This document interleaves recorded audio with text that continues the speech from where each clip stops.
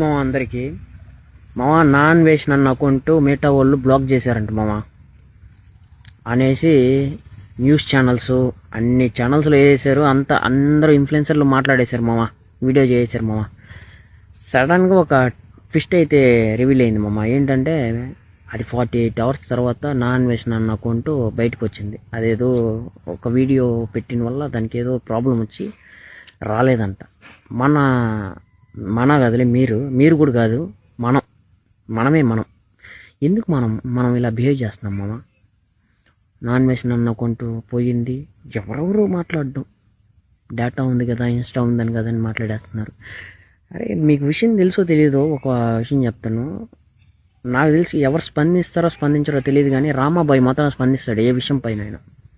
అలాంటి రామాబాయి స్పందించలేదు రాబాయి, మీకు తెలుసో తెలియదు. నేను చెక్ చేస్తూ ఉన్నారు, ఈరోజు కూడా చూస్తూనే ఉన్నా రామాబాయి ఏమైనా వీడియో పెడతాడేమో నాన్ వెజ్ అన్న అకౌంట్ గురించి అని. ఏం పెట్టలేదురా, అతనికి తెలుసు అకౌంట్ పోలేదని. తెలుసా? విశ్వక్సేన అన్నది 2 వీక్స్ అకౌంట్ కనబడకుండా చేసాడు, తెలుసా మీకు?